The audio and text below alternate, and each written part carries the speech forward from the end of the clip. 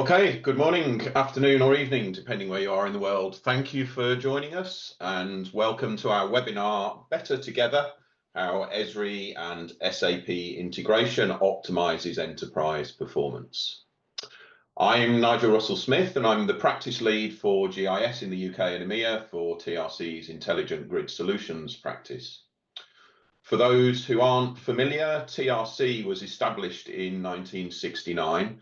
It's a global leader in power and infrastructure, providing consulting and advisory services and helping clients adapt to transformations, both large and small.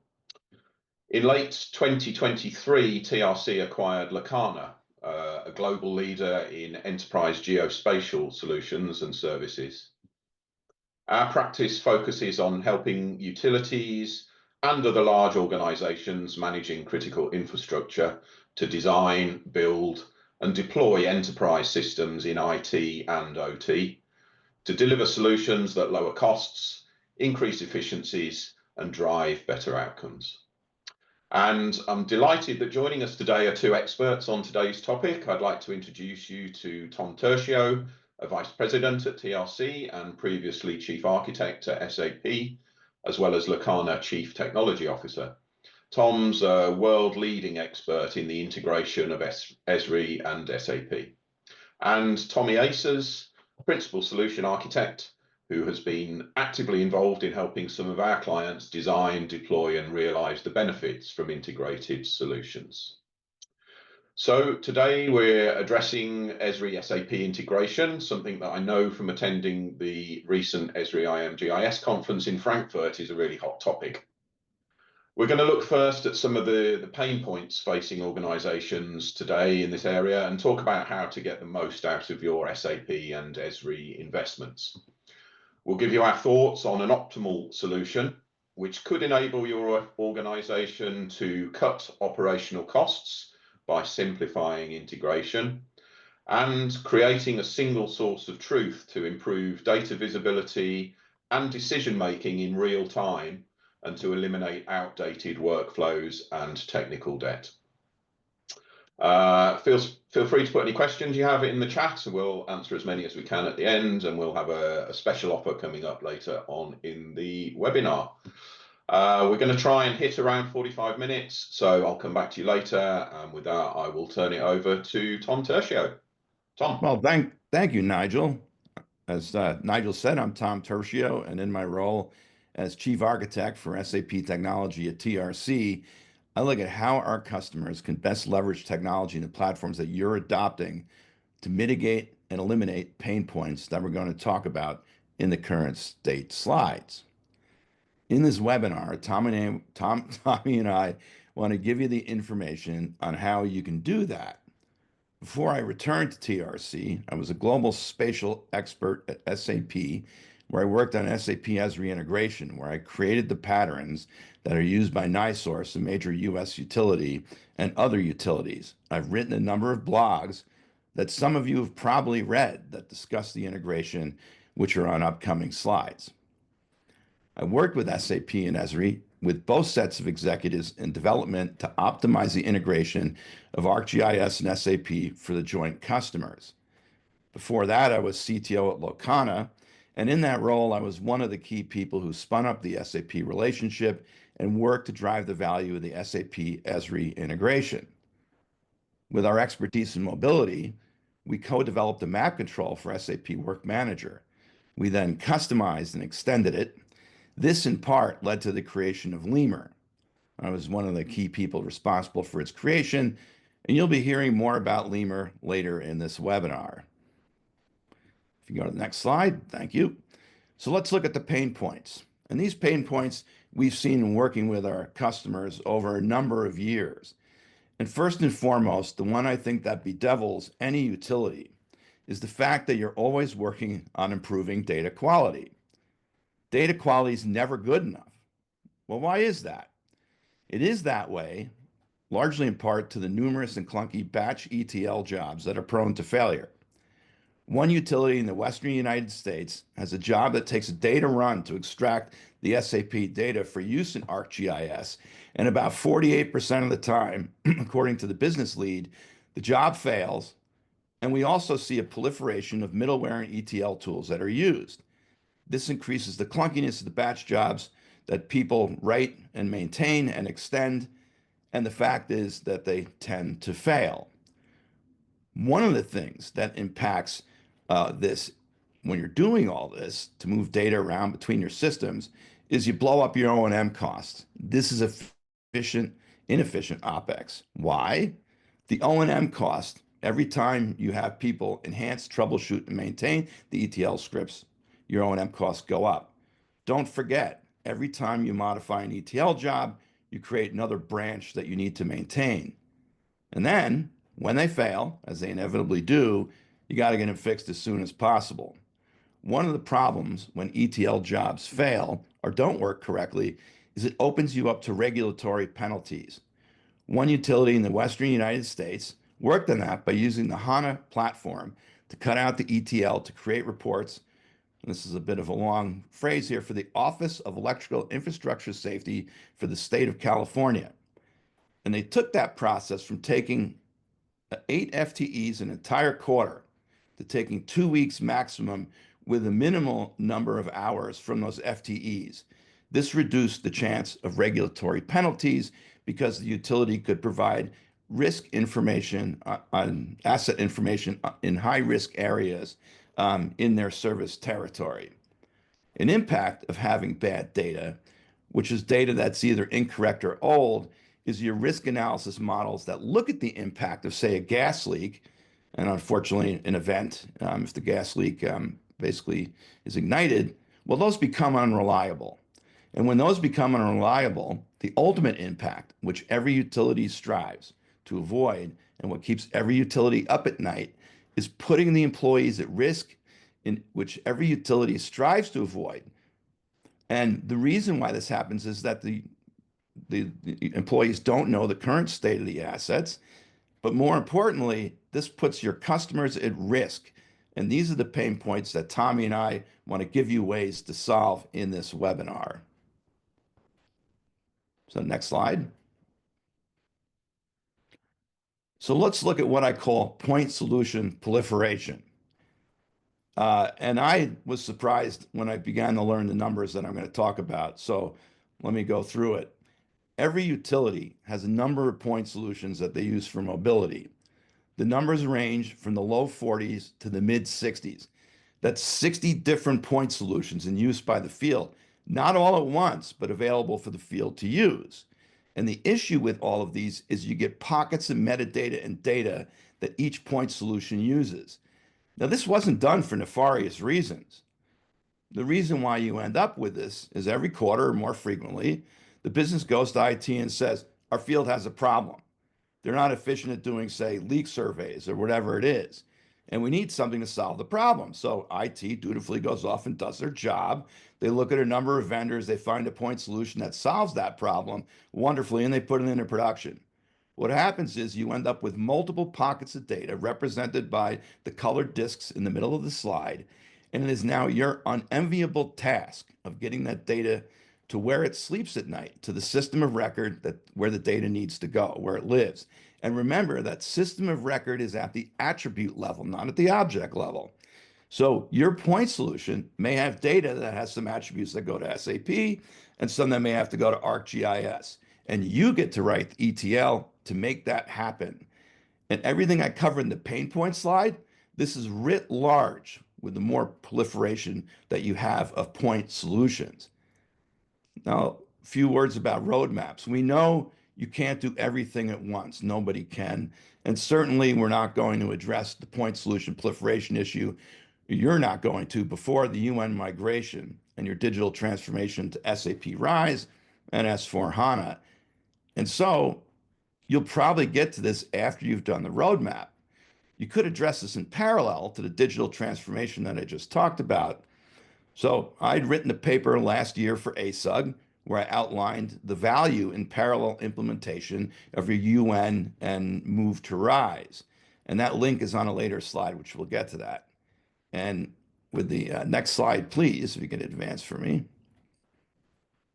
So what are the results of the current state? Well, We believe that by addressing the pain points and the point solution proliferation, you're going to have more budget for innovation.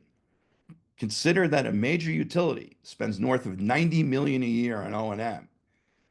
And I'm going to say a few words about innovation in a second that are really important. But what's the impact of having more budget for innovation? Well, one of the things that's going to happen is you're going to have increased reliability.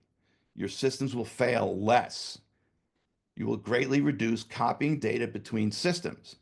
That means you'll spend less time tending to those ETL jobs and fixing them when they go wrong. This in turn is going to reduce your O&M budget. And that's what, in large part, frees up the money for innovation. An important consideration with the need for reliability, which includes data.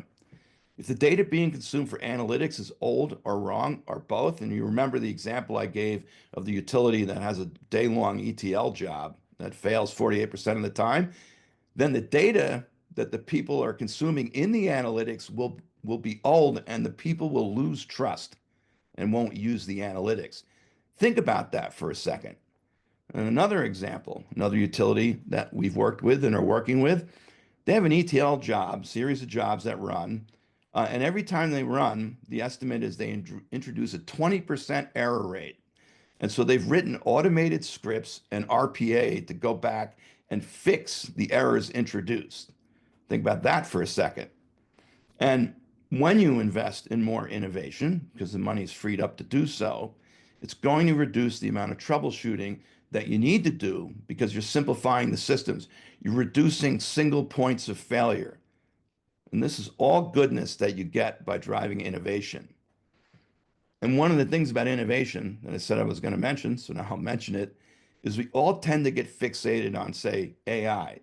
AI is important. We do a lot of AI work for our customers at TRC, and it's having a tremendous impact on their operations. It adds a lot of value, but innovation can be as mundane as bringing the processes into the systems you already have in the platforms where you run your ERP and run your GIS. So why does it do that? Because when the processes are in the preferred platforms that you have, you're not copying the data out of your systems of record, executing the process, assuming it runs correctly, and then having to copy the data back into the system of record. When you do that, you eliminate these points of failure. All of the things that you're living with now can be ameliorated, reduced, or possibly even eliminated. And the key point to take away is just because this is the way we've always done things doesn't mean it's a successful strategy, especially with the technology available in the platforms that Tommy's going to cover in the next few slides. So I'll pass it over to Tommy. Thanks, Tom. Hi, everybody. Good morning, good afternoon, good evening. As a principal business architect at TRC, I focus on aligning the people and business processes with the appropriate combination of technology. And while I enjoy finding clever ways of integrating systems, I don't shy away from recommending business process changes as well. I've been in the utility industry for almost 25 years, with a heavy focus on GIS for roughly 17 years, and have enjoyed many battles with my SAP counterparts for nearly 15 years. With that, I'd like to start off here with a little small disclaimer. And as Tom pointed out, we recognize that there are many edge systems at play to meet the vast range of business requirements. However, we're going to be limiting our focus to the SAP and Esri technology-based solutions for this webinar, as we consider these two applications to be the systems of record. And what we're looking at here is a simplified view of an ideal setup for our field personnel. On the left-hand side, we're showing our goal solution for our field personnel being two apps, SAP Asset Manager and Lemur, which is TRC's Esri native mobile GIS app. Represented by the orange color, Lemur utilizes Esri technology with an offline first approach to provide GIS data to a utility's mobile workforce. Lemur can function as a standalone mobile GIS app, but as an SAP endorsed app, its value comes through when deployed alongside SAP Asset Manager, which is represented by the cyan color. We'll discuss some of the use cases in detail on the next slide, but for now it's important to note that the on-device integrations allow the apps to share data, reducing effort and data entry errors. And as we move over to the right-hand side, you can see that each app relies on its respective technology stack to do what they're best at doing. Asset Manager handling the work order information, and Lemur handling the GIS data, all offline, of course. And lastly, the green arrow here represents the other layers of integration, completing a full circle of data sharing, likely improving asset data quality, as Tom alluded to on the previous slides. If this is raising any questions, please go ahead and put them in the chat, and we'll do our best to address them at the end. And with that, we're going to move on to the next slide. And before we dive into the use cases and details of each, I'd like to just draw the attention to the orange and cyan color. I like to keep things simple here, so we're keeping it consistent from the previous slide, where orange is representing the Esri stack and cyan represents the SAP stack.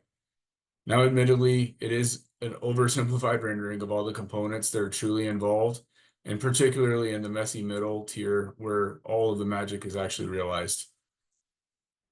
Each tier that I'm representing here, being the field, the office, or the back office, has a flavor of integration capability that are all represented by the orange and blue arrows up and down the middle. Now, to support the field use cases, we utilize deep link technology on the mobile devices to configure actions in each app to interact with the other. In each of these cases listed, you can envision a field technician receiving a work order in Asset Manager, and then a particular task may require GIS input, so Lemur is automatically opened. In the case of a leak survey, that action could be to start collecting GPS breadcrumbs indicating areas walked, or for as-built data collection, GPS and barcode scanning assist in record creation. Additionally, a field user may have a need to create a notification or work order from Lemur, and this can easily be completed by tapping on a GIS feature in which the notification should be created against. An action will send over to Asset Manager, bringing along relevant information required for creating the notification. And this pattern will work for reporting equipment experiencing atmospheric corrosion, encroaching vegetation. Pretty much any notification type can be generated from Lemur. The pattern here is what's important. Now, for our office use cases, I think we reach a use case that many of us first think of or envision when referring to integration, and that is record syncing. Side note, one of my favorite pastimes is when someone asks, does Esri integrate with SAP? And I answer with, what do you mean by integrate? Yeah, I do like answering questions with questions, but in this case, the goal really is just to determine what the problem or situation prompting the question came from. It's easier if we have a conversation if we all understand what problem it is that we're trying to solve for. The alternative is that we operate with different definitions of integration. And my generic answer of yes, while I'm correct, just is not enough context. For instance, hosting a routing service, possibly for input to a scheduling algorithm, is technically an integration, has nothing to do with asset synchronizing. Also, consuming a map service for referential data, that's an integration. Very simplified version of it, but it is. Now, if your intention was to have an equipment record created in SAP, every time a valve or a pole is created in GIS, that's a different conversation to have, likely involving a large number of people reviewing the business process. But if we want to keep the conversation to the technical side, these days we look at using REST API operations at its core, but also having some flavor of middleware to support the functionality. Now, popular vendor choices here in this middle tier for synchronizing data are Vertigis, Spatialytics, and GeoNexus, a TRC partner. You also have SAP Professional Services option, which is referred to as Sync for GEF. GEF is represented in the middle tier in the SAP stack. Since we're talking about GEF for a moment, Tom, would you mind speaking on what exactly clients get when they purchase GEF? Sure, absolutely, Tommy. So GEF or GEF is part of what SAP calls spatial asset management. And there's two components to spatial asset management. One is GEF, the Geo Enablement Framework, and the second one is linear asset management. I'm not going to talk about linear asset management in this presentation. We'll just stay focused on GEF. So just to put it succinctly, GEF spatially enables S/4HANA. It makes S/4 spatially literate, which means S/4 understands things like distances, volume, area, and things like that. It allows planners and schedulers, and this to me is really the so what, to work on an ArcGIS map, just like the other folks who use ArcGIS working on a map. So all the benefits of working on a map, to be able to circle a bunch of hydrants, to do a hydrant inspection, have SAP understand what hydrants are inside the lasso you just drew, and then create one or more work orders for you. That is really the value for the planners and schedulers that GEF delivers. And the geometries that you create in GEF are for work. So an important distinction, kind of, basically which system does what, is GIS has geometries about assets, and S4 with GEF has geometries about work and what we call transactional geometries and data. And those geometries reside in the HANA instance that S4 is running on. And with that, Tommy, I'll pass it back to you. Thanks, Tom. That's a great segue to talk about the integrations at the HANA database level before we circle back up to cover some more use cases at the office here. Now, at this time, I'd like to emphasize our opinion on having a geodatabase on HANA is a must for SAP customers. Having a utility network and a geodatabase on HANA is bonus, will give you better and quicker access to those asset geometries that Tom just mentioned. At a minimum, though, please do get a geodatabase on HANA. Now, in this category, we're still exploring many of the potential changes, but our primary objective here is simply to reduce data replication. So talk about a couple of use cases here in which we accomplish this. The number one example is simply reducing the load on the sync jobs is an ideal situation for us to tackle. So Tom mentioned all of those number of integrations in the past, ETL jobs. They can not just be clunky, but they're also bulky. So for example, there is no really getting around having a valve record in both systems. The valve asset has certain functions on the utility network, as is it's required on the SAP side, as asset management alludes to that, right? So what we can do, though, is lessen the attributes that are part of the payload. For example, utilities manage boundaries such as operating areas or leak survey areas that adjust over time. Now, instead of having these area names stored as an attribute in either system or even both systems, we can use core HANA tools to share the GIS managed polygon to the S4 business database, where it can then be picked up in a Fiori app, providing the end user with the operating area name right alongside the other SAP stored values. No one's the wiser. Now, we completed a successful proof of concept of this pattern with a prominent utility in Australia. Now, another example of this, reducing data replication, is actually quite an easy one, particularly if you've already enabled GEF so that you can store those spatial geometries for work orders. But I regularly get the question is, can I see all of my work orders in Esri? Yeah, simply by using those HANA tools, I can expose the S4 business data to the Esri geodatabase. And once on that side, I just use standard Esri processes for symbolizing the data and publish the web services and then share it out to the enterprise. And this pattern is being utilized at a notable Midwestern utility. So to summarize at the database level, we're really looking to utilize HANA technology to share data between applications in a manner that doesn't require cumbersome ETL batch jobs and constant validation. At the same time, reducing the load on the ETL jobs that are required. This simple pattern of sharing data opens up opportunities for more accurate, efficient, and timely data analysis, whether you're using an Esri Operations Dashboard or SAP Analytics Cloud. By the way, if you're an SAP Information Steward user, this is also a great pattern for getting access to that GIS data for profiling, monitoring, and overall data governance. So overall, I'd like to note that all of these processes, a combination of them, will help us smoothly generate data flows to support all of our end user processes. Now, hopefully, this has given you a lot to think about and maybe generated a question or two in the chat. We'll get to those in a little bit.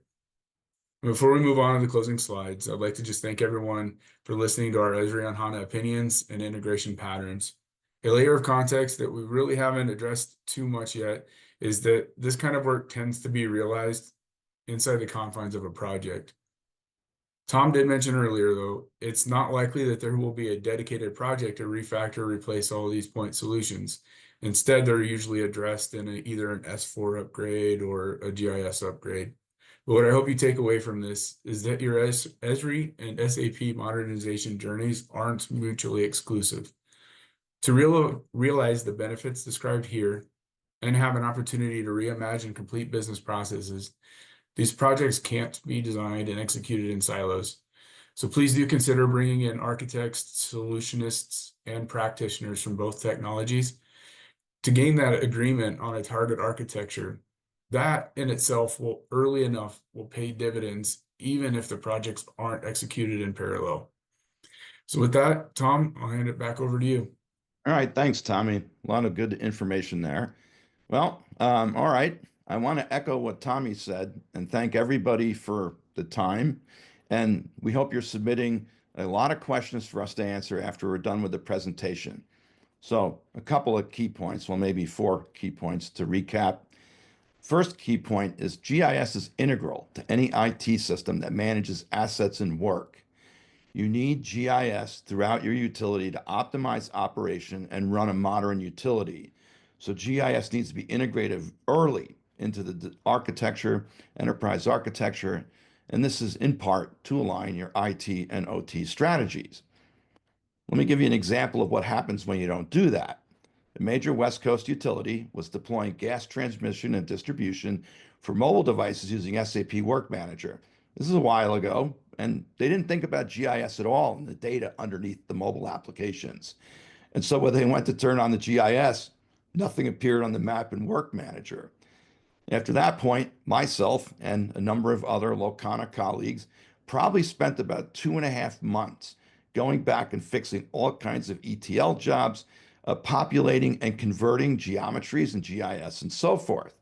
The best way to avoid this is by making sure that GIS is baked early into the enterprise architecture. Second point I want to make, amplify what Tommy said, is put a geodatabase on HANA. Now, the reason for this, and the reason why we prefer it to be utility network, is because the geodatabase is one digital twin. The UN is your as-built digital twin, while your SAP is your as-built digital twin of work and the asset management piece. And when you put them on the UN, on HANA, the two sides of the same coin are in the same technology. And this means you get a single version of the truth, a single source of the truth, to echo what Nigel said in the beginning when we started. Now, sometimes you can't do that. And we just are saying it has to be a geodatabase, not even a system of record. And the reason why we want you to do this is so you can look at the use cases, the things that we've covered in this webinar, and you can see the value that they have to your organization and to your roadmap. You can then figure out which of these use cases you want to implement and integrate into your roadmap. And then you can adjust your roadmap accordingly. And we can help you walk through that and figure it out. The third key point I want to make is about data quality. Every utility, as I probably said about 20 minutes ago, is focused constantly on improving data quality. And we encourage you to take a holistic view of data quality, both for data governance and the data quality in general, because what you do transcends assets. And the reason I say that is we, us, you, are fixated on managing assets and we get myopic. Sometimes we lose sight of holistic data quality. Data quality is extremely important in systems integrating properly. We also want to make sure that you focus on asset data quality because you will need good asset data quality to get seamless integration between your ArcGIS and your S4 systems.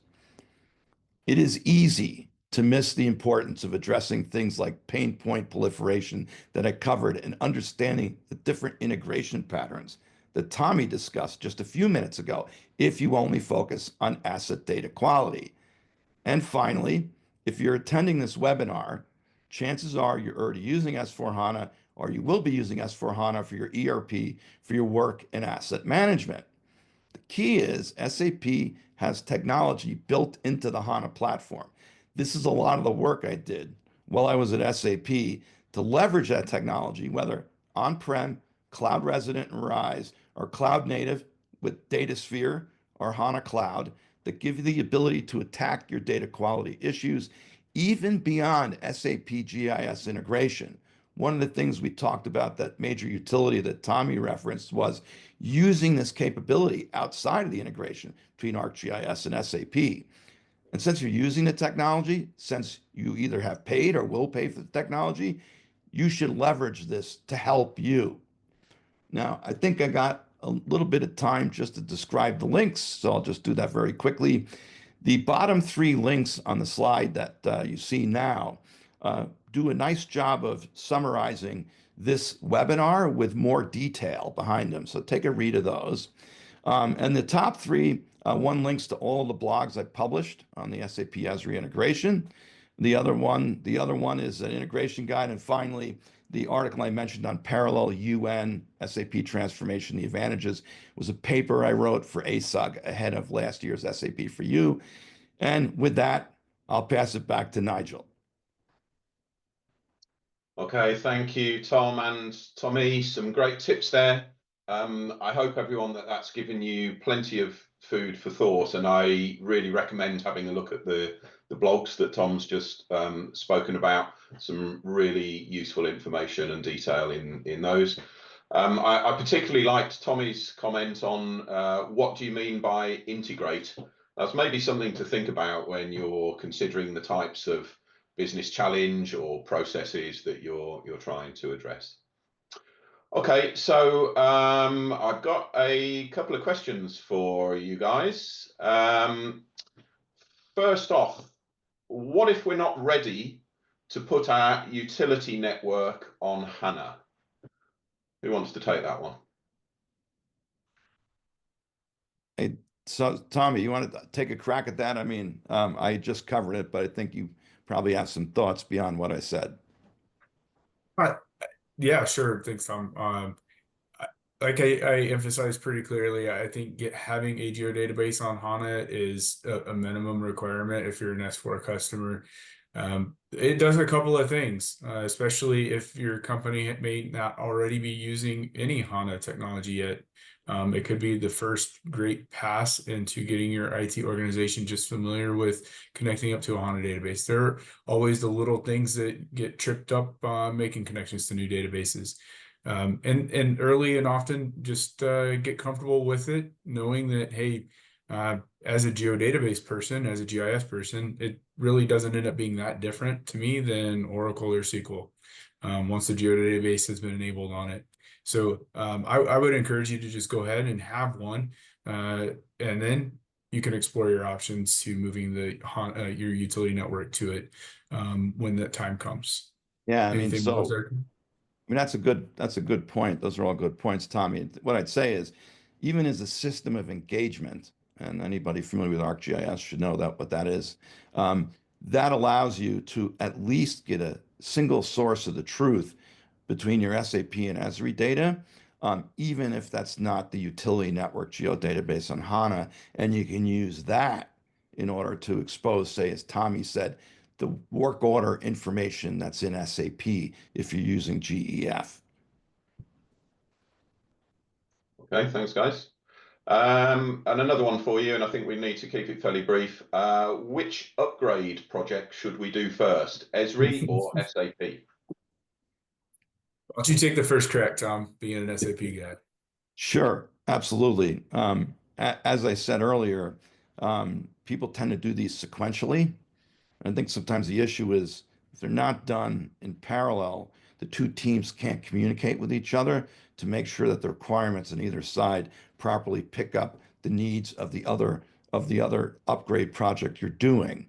And so that's why in the paper I wrote that there's a link to in the chat, I go through the advantages of doing them in parallel. And as I said, we're realists. We know that's not possible. And I think based on what you said, Tommy, I would probably say I would do the Esri one first. Yeah, as a GIS guy, I'm a little bit partial to doing the GIS one first. I think for a couple of reasons. One, If you're going from geometric network or another GIS software platform, it can be a fairly significant change management task just to get to the utility network. Whereas the ECC to S4 upgrade is probably not going to be as impactful, though there's some significant changes there as well. That said, I think we're also a little bit more flexible and quick to react on coming up with creative integration solutions for the in-between times as one software is transitioning. But at minimum, like realistically, I think a very clean way of doing this is to at least have Esri starting first and maybe the S4 upgrade lagging just a little bit behind. And some of that really depends on, the strength of your team members, how thin you're going to get your business personnel to support both projects happening, the number of staff you want to have running the project and how large you can do it at one time. But yeah, it's not the same answer for everybody, I would say. Okay, thanks for that. And just one final one, and very quickly, please. Does Lima integrate with any other work management apps? Yeah, it absolutely does. Couple others I can think of for sure that are pretty prominent. Salesforce Field Service is another common one, and I know we've done a couple not so popular ones as well. I'm sorry for the moment blanking on their names, but yeah, Salesforce is the other huge one in the room. Tom, can you think of any others? I mean, no, those are the big ones, but the main thing is because of the fact that we use URL deep linking in Lemur. Anything that uses URL deep linking that's on device, Lemur can most probably talk to it. So I'd encourage you to contact us and we can work with you on that to see if the work management tool that you're using, if it isn't already integrated and works with Lemur, that we can look at doing that. Like I said, we do use pretty much an industry standard for communication between Lemur and other on-device apps, which will certainly make it easier. So, like I said, contact us if we didn't mention a work management mobile app that you're currently using. Thanks. It's one of those. Sorry, it's one of those answers that kind of alludes back to what I was saying before. Can Lemur do this, or can this integrate with that? The generic answer is going to be yes. Yeah, agreed. Okay. All right. Thanks, guys. So, look, in the interest of time, I think we need to leave the Q&A there. Thanks for any questions coming in. Apologies if we weren't able to get to yours. We're happy to kind of address things after the webinar. Please feel free to contact us. And if we can just move on. Mentioned at the start a special offer. So just to round off today, we've got a select number of spots for a 1-hour complimentary consultation where you get the opportunity to get a one-to-one with our integration experts, maybe to discuss your roadmap, pick their brains, or just to get more information on what we've covered here today. If that's something that you're interested in, then I think either there's a link in the chat or we'll certainly make sure that is circulated to you after the webinar's finished. Very brief form in there. Feel free to complete the form. And on that, we'll be sending out the presentation, the video following the webinar, which is going to include those links and blog posts that Tom spoke to, so you'll be able to easily grab those. And with that, thank you again, everyone, for joining the webinar. We hope you found it useful, and we will now call it closed. Thank you very much.